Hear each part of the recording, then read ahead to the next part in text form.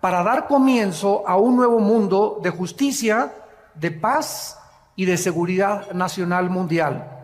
Ninguna fuerza en el universo va a poder detener este acontecimiento maravilloso. Es interesante que nosotros sepamos que Dios tiene un tiempo para todo. Y el tiempo en que Cristo vino hace 2000 años fue exactamente el tiempo que Dios ideó y diseñó para que su Hijo viniera en el momento de la historia que más se necesitaba y en el momento de la historia en la que su vida impactó al mundo entero. Con su primera venida, la historia fue radicalmente transformada. Contamos nuestros días de Cristo a nuestros días o antes de Cristo. Celebramos la Navidad, su cumpleaños, y celebramos la Semana Santa, su muerte y resurrección. El impacto de Cristo en la historia es tan importante y tan significativo, insisto, que terminó totalmente con cualquier otro líder religioso que pudiera haber existido o que ha existido desde sus tiempos a nuestros días. Krishna, Zoroastro, Buda, los gurús, Mahatma Gandhi, Confucio, cualquier líder que tú puedas mencionar, ni siquiera podría atreverse a compararse con el Hijo de Dios. Nadie nunca profetizó que iban a ser Buda, nunca nadie supo cuándo iban a ser Confucio, ni cuándo iba a venir. Ningún líder religioso ha prometido que regresaría al mundo a traer la justicia y la paz y la seguridad mundial, más que el Hijo de Dios. Y esta es la razón por la cual nosotros debemos enfocar nuestra atención. Si no eres cristiano, o eres ateo, o eres un libre pensador, agnóstico, escéptico, en la persona de Jesús, que fue precisamente lo que hizo en mi vida el impacto que transformó mi carácter. En el libro de Gálatas capítulo 4, versículo 4, la Biblia dice que cuando vino el cumplimiento del tiempo de Dios, Dios diseñó que llegara Cristo hace 2000 años. Dios envió a su Hijo, nacido de mujer y bajo la ley, para que nos redimiera a los que estábamos bajo la ley, a fin de que recibiéramos la adopción de ser hijos de Dios. La venida de Cristo fue en el cumplimiento del tiempo que Dios había escogido. Pero vamos a preguntarnos por qué escogió Dios que Cristo viniera hace 2000 años. ¿Por qué no hace 1300 años? ¿O por qué no hace más de 2500 o hace 3000 años? Y aquí es donde encontramos la sabiduría de Dios en la Biblia. En primer lugar, Dios escogió que viniera Cristo en su primera venida hace 2000 años porque el Imperio Romano comenzó a abrir por primera vez en la historia carreteras, caminos por todos lados en Europa. De ahí viene la famosa frase, todos los caminos llevan a Roma. El Imperio Romano abrió caminos, carreteras por donde marchaban sus ejércitos, y estos caminos pavimentaron el camino para que los discípulos de Cristo cumplieran la orden que Jesús les había dado. Vayan a todas las naciones y prediquen este evangelio y hagan discípulos de todos los seres humanos. Toda potestad me es dada en el cielo y en la tierra. No tengan miedo de los hombres. He aquí yo estoy con ustedes todos los días hasta el fin del mundo. Estos nuevos caminos proporcionaron a los discípulos de Cristo la ventaja de viajar por toda Europa, África, el Medio Oriente y poder llevar estas buenas noticias al mundo entero. En segundo lugar, porque hace 2000 años existía la Pax Romana, que existió durante el tiempo de Cristo. Fue como un paréntesis de todas las guerras continuas que habían prevalecido anteriormente. Este factor también les benefició a los discípulos de Cristo para que fueran por todas las naciones sin ningún problema. En tercer lugar, el lenguaje y la cultura helénica. Cuando los ejércitos de Alejandro el Magno marcharon para conquistar el mundo, todos los filósofos griegos influenciaron de tal manera al mundo antiguo que el mundo antiguo adoptó y asimiló el lenguaje del griego. que se llamaba el griego koiné o la cultura helénica. Como consecuencia, cuando Cristo vino, el mundo entero hablaba el griego y dominaba el helenismo.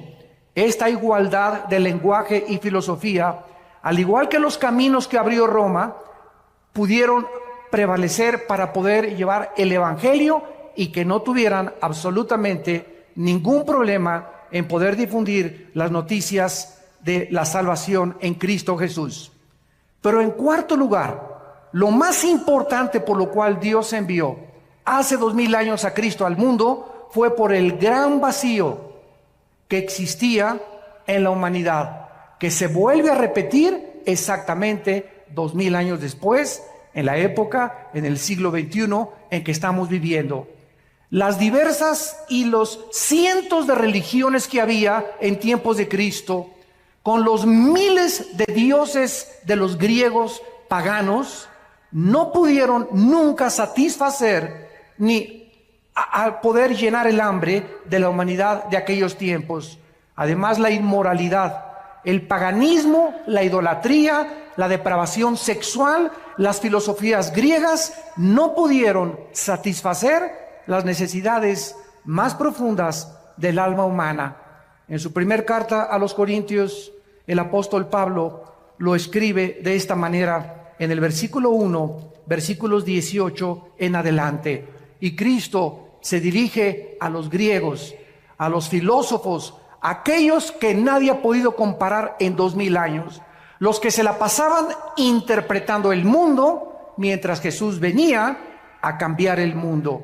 Y dice el apóstol Pablo, porque la palabra de la cruz es locura a los que se pierden. Los griegos decían, ¿cómo puede el Hijo de Dios dejarse matar?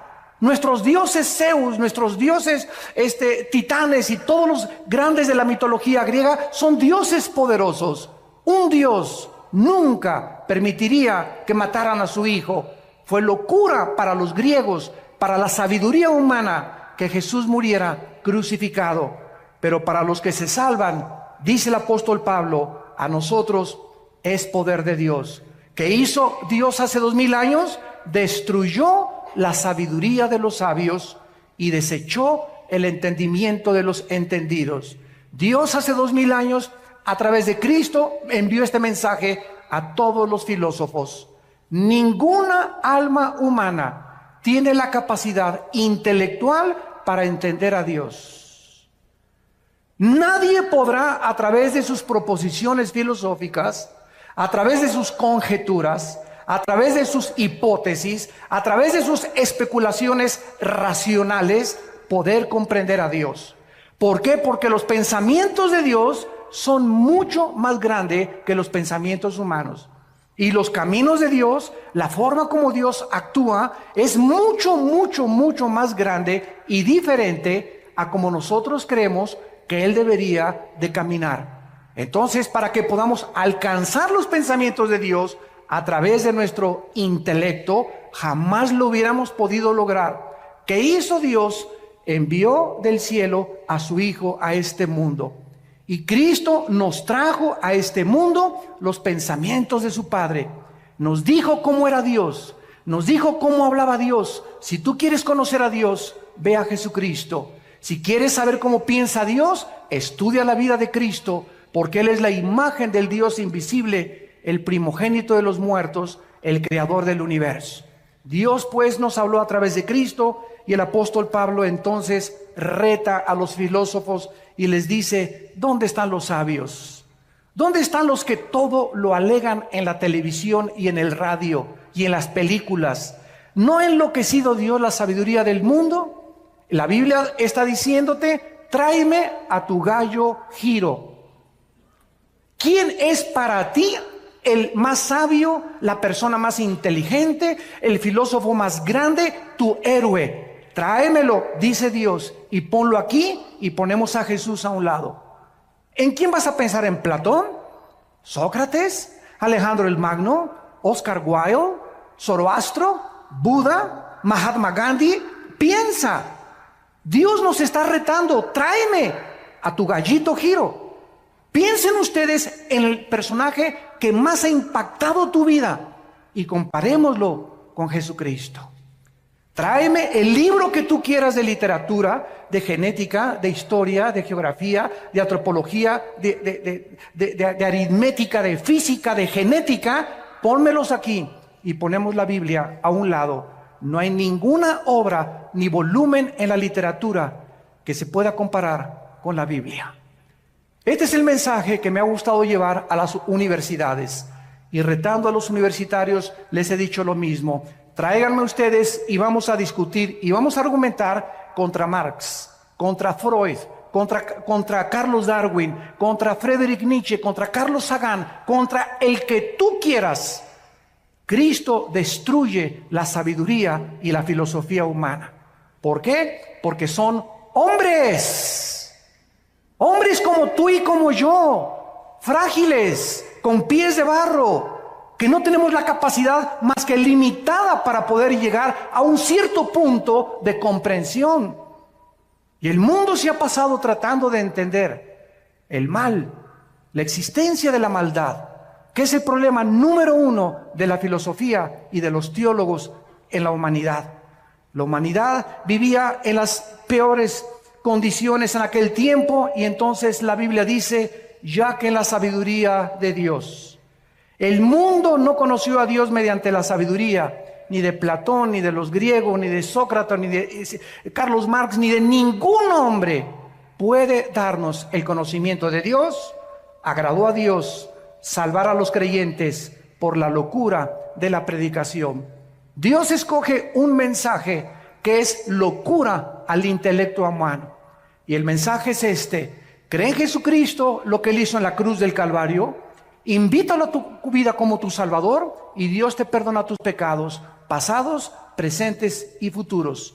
Recibes la eternidad en ese momento, y en ese momento el intelecto humano comienza a luchar. No puede ser tan fácil. Yo tengo que irme de rodillas a la villa, tengo que hacer algunas obras, tengo que hacer esto y el otro, tengo que hacer 5 asilos, tengo que construir 10 orfanatorios, tengo que hacer algo para poder entrar al cielo. Dios dice, mis pensamientos no son tus pensamientos, sométete a mis términos, la salvación es por gracia, no es por obras. Y este mensaje contradice todas las religiones, porque todas las religiones sin excepción enseñan que debemos hacer algo. Claro que después de recibir a Cristo tenemos que manifestar de que somos cristianos con las buenas obras, pero nuestras buenas obras no son el medio para salvarnos, son solamente un punto intermedio entre la salvación y lo que Dios dijo en su palabra. O sea, no es las obras lo que nos salva, sino el fruto de nuestra salvación. No nos portamos bien para irnos al cielo, nos portamos bien porque tenemos a Cristo y lo tenemos que demostrar por la forma en que vivimos. Fue entonces, en este tiempo, que el Dios Todopoderoso, el Creador del universo, envió a su Hijo al mundo, se vistió de carne, de hueso y de sangre, y nos trae este mensaje: de tal manera los ama mi Padre, de tal manera los ama Dios, que me ha enviado a mí al mundo a morir en una cruz por ustedes, para que cualquiera de ustedes que me escuche en este momento no se pierda, mas tenga la vida eterna. Mas Dios mi Padre muestra su amor a ustedes en que, siendo pecadores, yo voy a morir en tu lugar y en mi lugar, en una cruz, para que toda la gloria de la salvación tuya y mi salvación no sea para ti, para que nadie llegue al cielo y le diga: Pedro, dame chance de entrar, por favor. Y Pedro te contesta: ¿y por qué te voy a dar chance de entrar? Es que hice 10 orfanatorios, 5 asilos, me fui a la villa de rodillas, fui una buena persona, fui fiel, etcétera, etcétera. Y te va a dar una patada, Pedro, y te va a aventar hacia abajo. Porque nadie va a entrar al cielo por sus buenas obras, sino por la sangre derramada en una cruz. Este es el medio que Dios escogió para que chocara con el intelecto humano. Porque nosotros, insisto, buscamos que necesitamos hacer algo para poder ser aceptados por Dios. Las buenas noticias es que Dios ya lo hizo todo en una cruz. Y solo a ti y a mí nos corresponde creer y aceptar lo que Dios hizo en nuestro lugar en la cruz de Cristo. Mientras la humanidad se sigue sumergiendo más y más en la inmoralidad, donde se siguen aprobando los matrimonios gays, iglesias que están aceptando, ¿verdad?, homosexuales, en el paganismo, en la idolatría, en la corrupción, en la mentira, en el fraude, las tinieblas en el siglo XX se están haciendo cada vez más densas y más densas y más densas en el mundo, pero en la mayor parte de los cristianos existe la convicción, y lo sabemos por el espíritu que tenemos dentro, que está pronto el mundo a ser sacudido por los poderes sobrenaturales de Dios. Dios ha comenzado en primer lugar a permitir que los climas cambien. Ya no hay primavera, verano, otoño o invierno. Hemos acabado con el agua, hemos contaminado la comida, hemos contaminado el aire, la guerra política se intensifica, el Medio Oriente es una olla express que en cualquier momento cualquier loco aprieta un botón y explota el Medio Oriente. El petróleo se va a $200 por barril y comienza el caos, una inflación y una recesión donde la gente va a comenzar a desmayar, dice Lucas 21, por las cosas que están por suceder en el mundo entero. Y en medio de estas tinieblas y de esta confusión existe la voz de aquel que dijo: mi paz les dejo, mi paz les doy. No tengan miedo. Mientras el mundo esté confundido, ustedes saben que yo soy el buen pastor, que di mi vida por ustedes y que nunca, nunca, nunca nada les va a faltar. Para nosotros el morir es ganancia. Lo peor que nos pudiera suceder es morir en un terremoto, en un tsunami, una erupción volcánica, un avionazo. De algo tenemos que morir. Y cuando muramos, seremos librados de este cuerpo corrupto y nuestra alma y nuestro espíritu será libre de esta prisión donde se encuentra actualmente y temporalmente, para estar en la presencia por todos los siglos de los siglos enfrente del Creador. Cristo en Mateo 24 explicó las señales antes de su venida. Porque vendrán muchos en mi nombre, versículo 5, diciendo: yo soy el Cristo, y a muchos engañarán. ¿Cuántas personas conoces hace 2000 años a nuestros días que han dicho: yo soy el Cristo? Gurús, David Koresh, Jim Jones, un tipo que anda ahorita en Miami diciendo que él es el anticristo y que él es Cristo, etcétera, etcétera. Los gurús de las filosofías orientales que te dicen: concéntrate en Chapultepec en posición de loto, budismo zen, en el tercer ojo que tenemos. El tercer ojo lo tienen, pero atrás no lo tienen adelante. Y concéntrate en Dios, y Dios está dentro de ti, y Dios está dentro de todos los seres humanos. ¿De dónde salió esta filosofía? Esta filosofía salió de los hombres, no de la Biblia. Y mientras todo esto sucede y siguen levantándose hombres y mesías, y el mundo como un niño inmaduro sigue creyendo que un presidente o un gobernante va a sacar al país del problema, o un partido político, siguen los seres humanos poniendo su esperanza en los seres humanos y no en Dios. Y la Biblia dice: maldito el que confía en el hombre y pone por carne su brazo. Bendito aquel que confía en Dios, porque será como árbol plantado junto a corrientes de agua, que da su fruto a su tiempo y su hoja no cae, y todo lo que haga prosperará. Nuestra confianza está en Dios. Nuestra confianza y esperanza no está en ningún político, en ningún partido, en ningún sistema político, ni socialista, ni comunista, ni democrático. Ningún sistema es perfecto, ningún estadista es perfecto, solo Jesucristo fue perfecto. Así que si tú tienes tu confianza en Dios y en Jesucristo, podrás mantenerte en un fundamento inconmovible, que es la roca, que es Jesús. Mateo 24 dice Jesucristo: van a oír de guerras y rumores de guerras. Miren que no se turben, porque es necesario que esto acontezca, pero aún no es el fin. 1914, Primera Guerra Mundial de la historia. 1939, Segunda Guerra Mundial de la historia.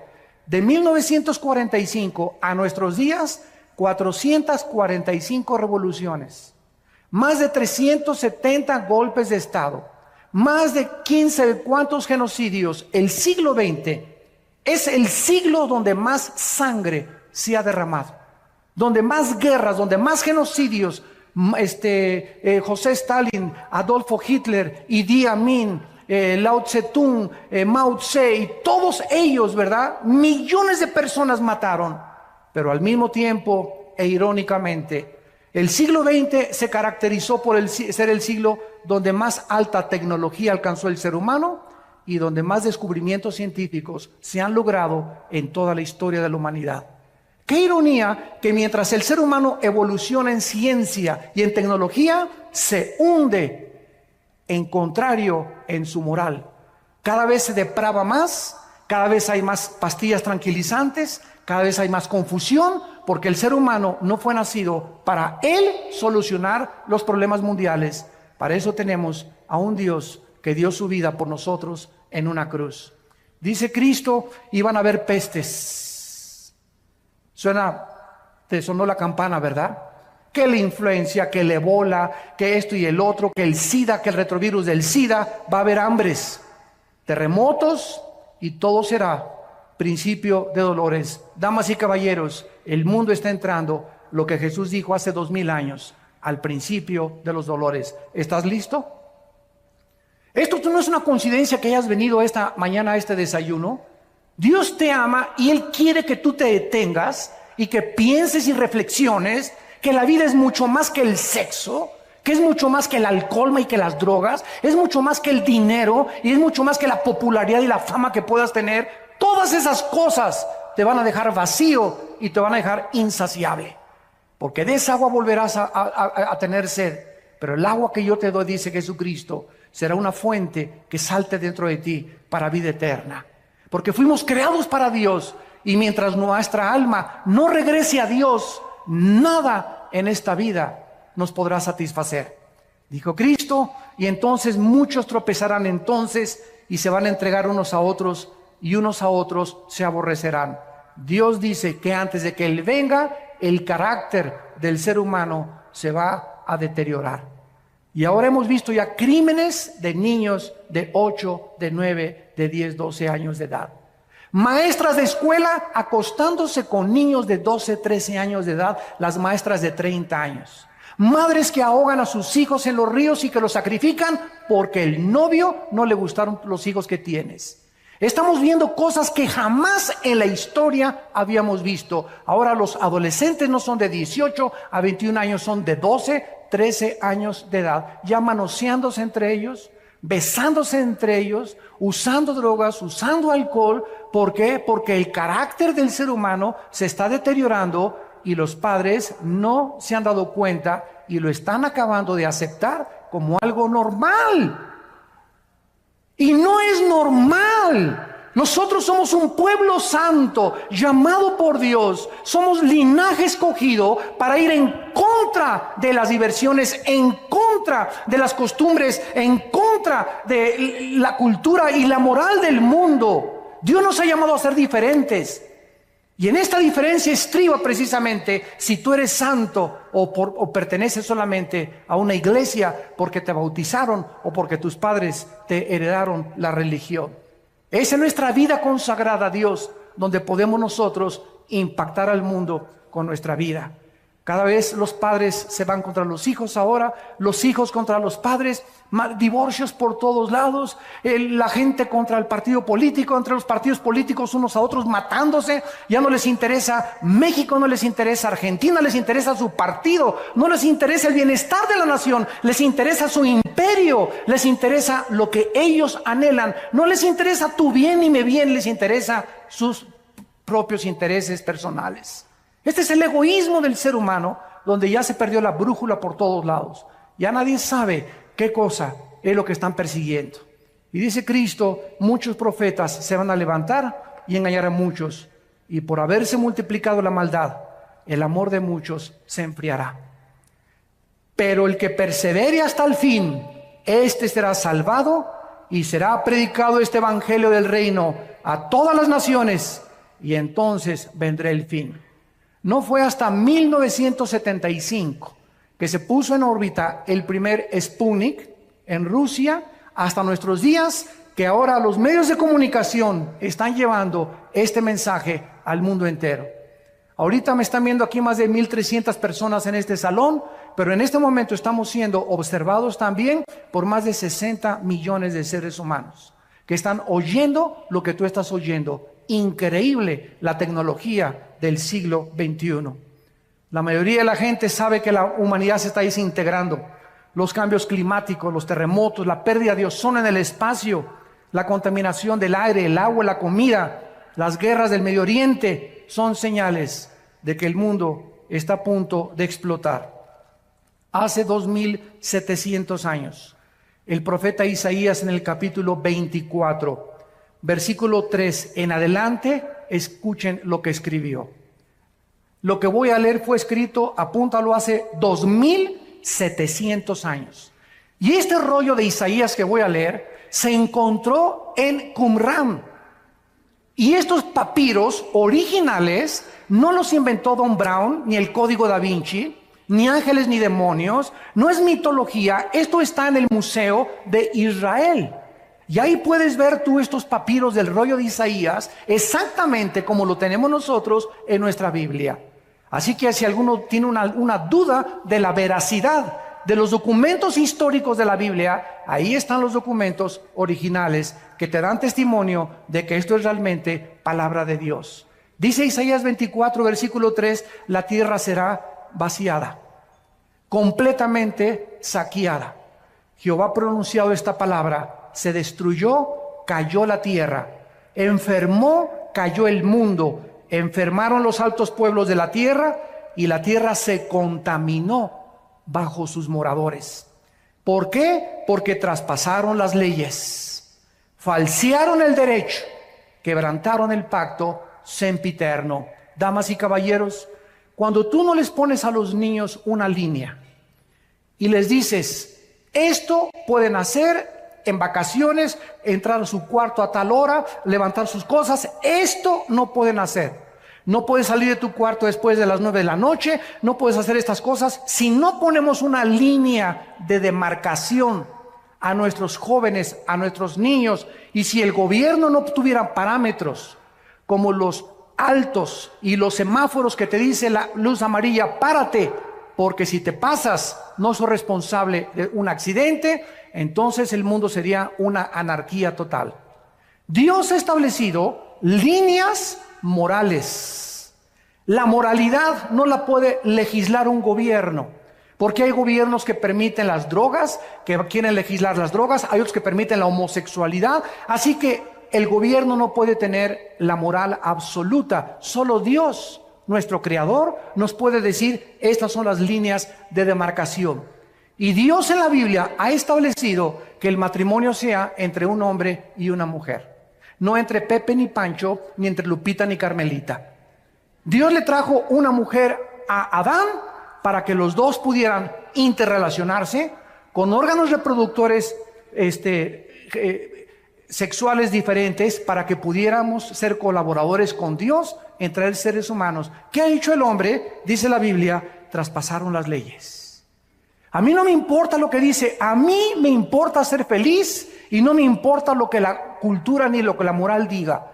Y los gobiernos, como son democráticos, ante la presión de los homosexuales y de los grupos degenerados, el gobierno no tiene más que legislar y decir, para poder comprar votos, pues vamos a legislar la inmoralidad y la homosexualidad. Hemos llegado al punto donde hemos falseado el derecho, hemos quebrantado el pacto con Dios. Escúchenme muy bien, la humanidad nos estamos convirtiendo en animales. En animales. Donde te matan, donde te secuestran, donde creen que el otro día vi un anuncio que decía, no a la pena de muerte porque nos convierte en asesinos. El partido que escribió eso no tiene el mínimo conocimiento de lo que significa la retribución y no la venganza. Cuando un gobierno ejecuta la pena de muerte, no está asesinando, porque Dios le dio la prerrogativa al gobierno de ejercer la pena capital, porque de acuerdo a Dios, escúchenme, señores políticos, de acuerdo a Dios hay seres humanos que han perdido el derecho de seguir vivos, que se han convertido en animales y que son lobos rapaces buscando a tus hijos para secuestrarlos, destruir tu familia, destruir la sociedad, causar temor, y esas personas, de acuerdo a Dios, han perdido el derecho de vivir. Porque es preferible que uno muera y que no secuestren a 50 y que paguen por uno solo. Esta es la filosofía y el pensamiento de Dios, no es el de nosotros. Pero nosotros entramos en una misericordia falsa. Ay, no, pobrecito. Todos los que han agarrado han dicho, prefiero que me maten a estar 75 años en la cárcel. ¿Qué cosa es lo que está sucediendo? Estamos perdiendo la brújula, donde ya nadie sabe si es bueno, si es malo, qué es mejor. ¿Por qué? Porque no son guiados por la Biblia, sino por los razonamientos y las filosofías de los seres humanos. El ser humano, dice la Biblia, va a llegar al nivel de los animales. Y dice Dios, por esta causa la maldición consumió la tierra. Sus moradores fueron asolados. ¿Será quebrantada la tierra? ¿Será removida como un borracho? Se agravará sobre ella su pecado y nunca más se levantará, porque Jehová, el Dios del cielo, lo ha determinado. En todas estas cosas, la humanidad que se encuentra en un túnel donde nadie sabe dónde está la luz, dónde está la salida. Vamos a consultarle a los de la nueva era, vamos a consultarles a los gurús, vamos a consultarles a los ateos, vamos a consultarles a los adivinos, a la bola de cristal. Y Jesús dijo, yo soy el camino, la verdad y la vida. Hay un solo camino, damas y caballeros, que es Jesucristo. Dijo Jesús, yo soy la resurrección y la vida. Y quiero decirte que si tú en esta mañana vives, es precisamente porque yo quiero que tú vengas a morar conmigo eternamente en la casa de mi Padre. ¿Por qué Cristo va a regresar? Número uno, porque la creación lo espera impacientemente. La creación ha sido contaminada con huracanes, tornados, lluvias, tormentas, erupciones volcánicas. ¿Por qué? ¿Ha existido esto siempre en la humanidad? Así es, desde que el primer hombre pecó en el huerto del Edén. Dios puso un planeta perfecto como administrador a una primer pareja y el hombre se rebeló contra Dios. Y Dios ha dejado esta rebelión continuar hasta el tiempo en que Él va a venir a poder acabar con la maldad. Y durante toda esta época de la historia ha entrado el proceso que la física llama la entropía, donde todo se descompone, todo se echa a perder, nuestras células comienzan a desgastar, todo se oxida. Esta es la ley de la entropía o de la corrupción de acuerdo a la teología bíblica. Y Dios dice que cuando Él venga, restaurará totalmente la creación. Miren lo que dice en Isaías 11, versículo 6, que pasará con el mundo ecológicamente cuando Cristo regrese. Morará el lobo con el cordero, el leopardo con el cabrito se acostará, el becerro y el león, la bestia, andarán juntos, y un niño los pastoreará. La vaca y la osa pasarán, sus crías se echarán juntas, y el león como el buey comerá paja. ¿Qué dice la Biblia? Que los leones antes no eran feroces. Dios no creó a los leones feroces. Dios no le puso veneno a los alacranes, ni a la viuda negra. Dios no le puso la ferocidad a las bestias de la selva. Dios no es el autor de lo que tenemos a nuestro alrededor. Somos nosotros. Cuando nosotros pecamos, inmediatamente se contaminó todo lo que estaba a nuestro alrededor. ¿Por qué? Porque el ser humano alejado de Dios no tenía el derecho de vivir en un mundo perfecto. El momento en que nosotros nos rebelamos contra Dios, me contamino a mí mismo, me comienzo a autodestruir, comienzo a destruir a mi esposa, comienzo a destruir a mis hijos, comienzo a lastimar a toda la gente a mi alrededor, porque el pecado es contagioso. Y si no entendemos esto, ¿por qué la Biblia aparta el pecado de la santidad? Nunca vamos a comprender la mente de Dios. Cuando tú pecas, estás escogiendo sufrir. Cada vez que tú pecas, vas a sufrir. Y vas a sufrir más allá de lo que tú creías que ibas a sufrir. El precio que vas a pagar va a ser más caro que el que pensabas que ibas a pagar. Y te irá peor de lo que pensaste que te iba a ir. El pecado trae consecuencias, porque la paga del pecado es la muerte. Y Jesús dijo que Él venía a pagar por el pecado humano. En segundo lugar, Cristo va a regresar porque nosotros lo estamos esperando. La Biblia dice por todos lados en el Nuevo Testamento que estemos orando y diciéndole al Padre, envíanos al Señor. Dice Tito capítulo 2, versículo 11 en adelante, porque la gracia de Dios se ha manifestado para salvación a todos los hombres, enseñándonos que renunciando a la impiedad y a los deseos mundanos, vivamos en este mundo sobria, justa y piadosamente, aguardando la esperanza bienaventurada y la manifestación gloriosa de nuestro gran Dios y Salvador Jesucristo. ¿Por qué me porto bien? ¿Por qué le tengo que ser fiel a mi esposa? ¿No quiero robar? ¿Por qué no quiero transar? ¿Por qué no quiero defraudar? ¿Por qué no quiero ver pornografía? Simplemente porque el que tiene esta esperanza se purifica a sí mismo.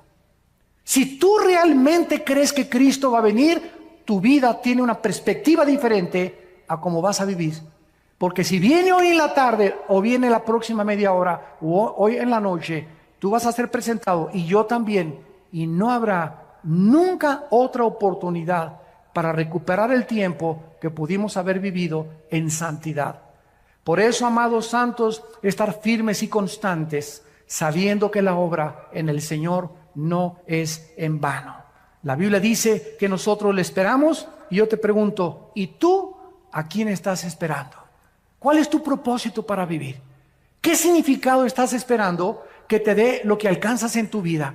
Pregúntale a la gente, ¿qué es lo que tú esperas de la vida? Ser famoso, ser modelo, ser artista, ser cantante, y después, ¿qué vas a hacer? ¿Qué no sabes que te puedes morir a los 35 años de edad?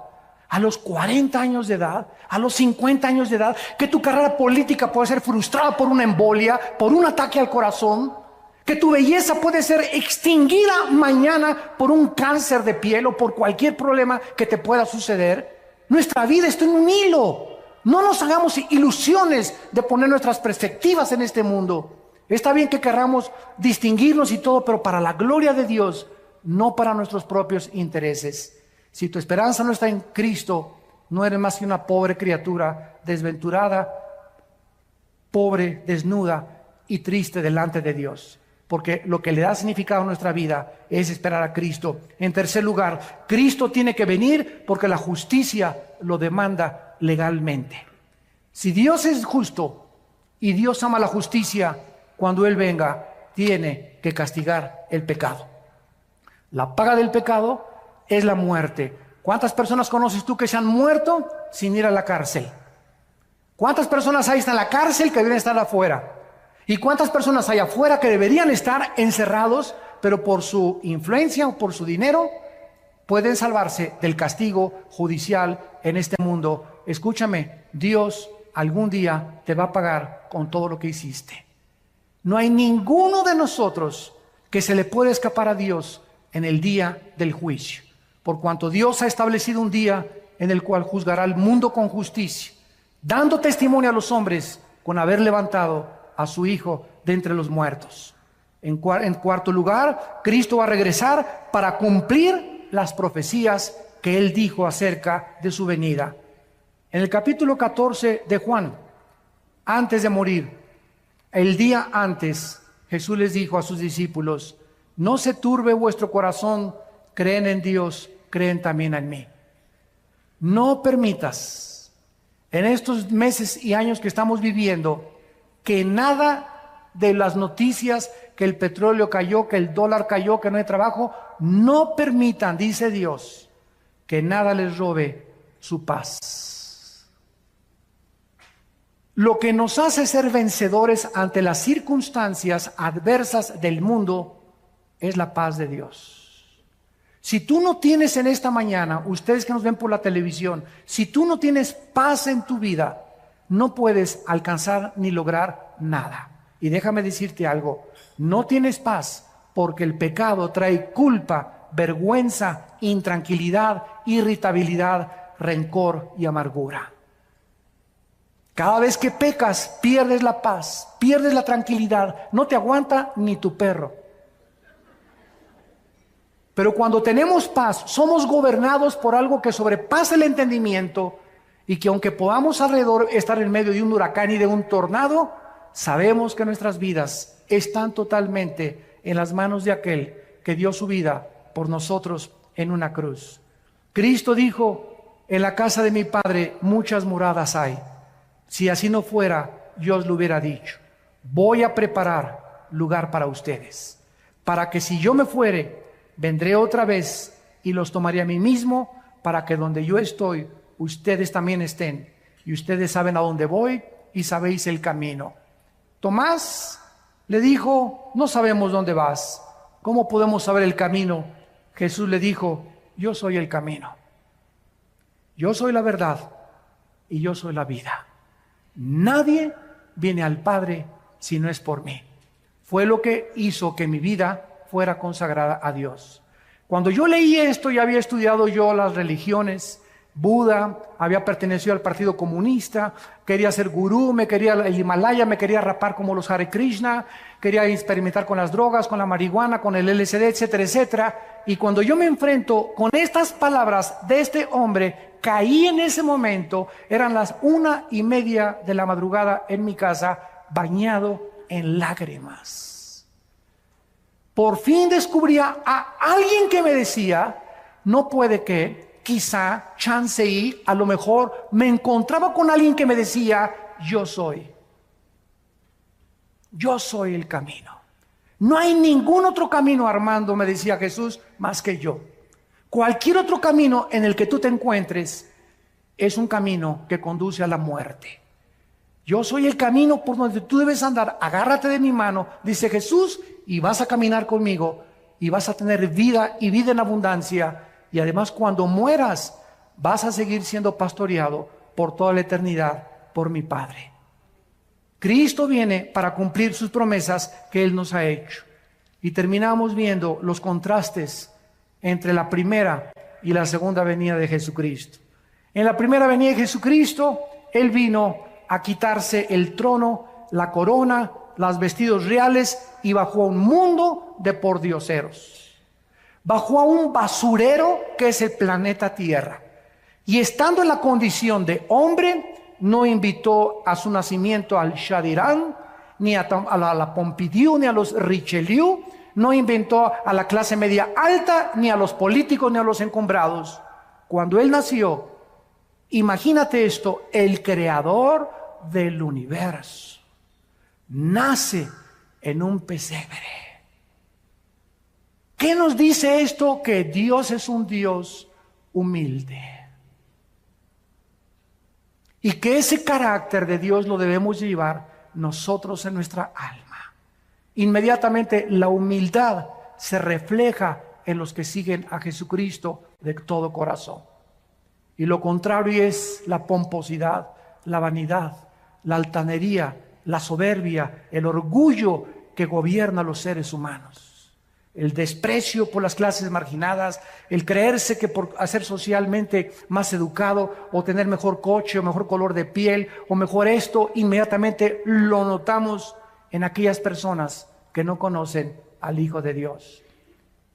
Cuando Cristo venga, vendrá con toda su gloria, con toda su potestad, con todo su reino para gobernar para siempre. Dice Mateo 24:29, e inmediatamente después de la tribulación, el sol se oscurecerá, la luna no dará su resplandor, las estrellas caerán del cielo y las potencias de los cielos serán conmovidas, y entonces aparecerá la señal del Hijo del Hombre en el cielo, y entonces lamentarán todas las tribus de la tierra y verán al Hijo del Hombre viniendo sobre las nubes del cielo con gran poder y con gran gloria.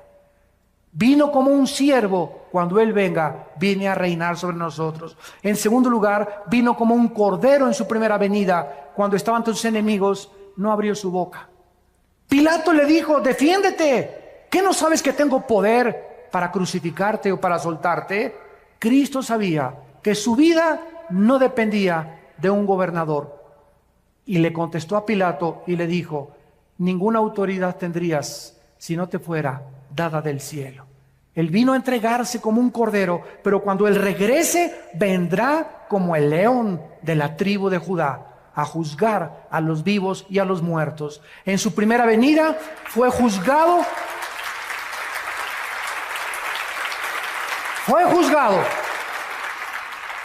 En su primera venida con el juicio más injusto dentro de la misma jurisprudencia y de las leyes del derecho romano y del derecho griego y de todos los que han estudiado. Es el juicio más injusto que un hombre ha padecido, el haber sido juzgado como lo fue Jesucristo. En su segunda venida, Él vendrá como el juez de toda la humanidad.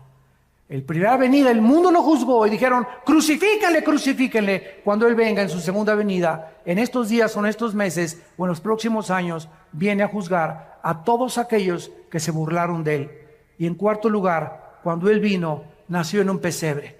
Creció como un humilde carpintero y entró a Jerusalén en un burrito.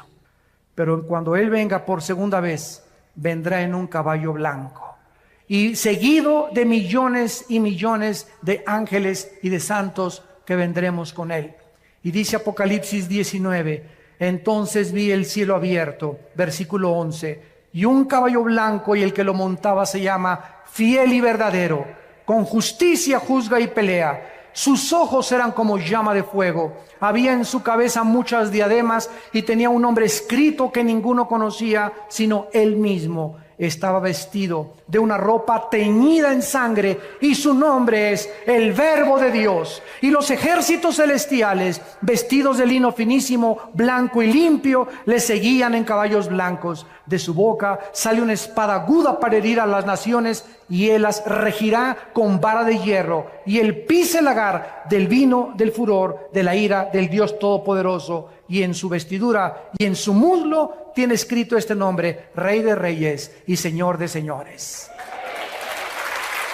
Ven, Jesús, ven. Viene a triunfar, viene a traer justicia, viene por nosotros, viene a recompensarte. Y dice la Biblia finalmente en el capítulo 11 de Apocalipsis: y entonces los ancianos en el cielo se postraron y dijeron: Señor, te damos las gracias por el que eres y el que eras y que has de venir, porque has tomado tu poder y has reinado. Y se airaron las naciones, y tu ira ha venido, y el tiempo de juzgar a los muertos y de darle el galardón a tus siervos, los profetas, a los santos y a los que temen tu nombre, pequeños y grandes, y destruir a los que destruyen la tierra. El Señor Jesucristo viene a juzgarte. Y si tú recibes a Cristo en esta mañana, Él ya no viene como tu juez. Él vendrá como tu Salvador. Él vendrá como tu Redentor. Vendrá por ti y por mí para llevarnos con Él, para que en los siglos venideros, que solamente pasamos por esta tierra temporalmente, podamos reinar por toda la eternidad con aquel que dice: he aquí, yo soy el primero y yo soy el último. Yo soy el alfa y yo soy el omega. Vengo pronto con mi galardón para recompensar a cada uno según su obra. ¿No quisieran muchos de ustedes en este momento abrirle tu corazón y recibirle en tu alma como tu Señor y como tu Salvador? Les pido por unos instantes, los que gusten, que inclinen su cabeza. Y ahí desde tu lugar, con toda la sinceridad y la honestidad de tu vida, sabiendo que no eres Dios, que tienes un límite para vivir y que después de la muerte viene el juicio, en este momento que tienes la oportunidad, la lucidez mental y que tu corazón ha sido preparado por el Espíritu Santo, no cierres tu corazón contra Él y dile en tu alma: Señor mío y Dios mío, te pido perdón por mis pecados. Creo que en la cruz pagaste por ellos con tu sangre preciosa.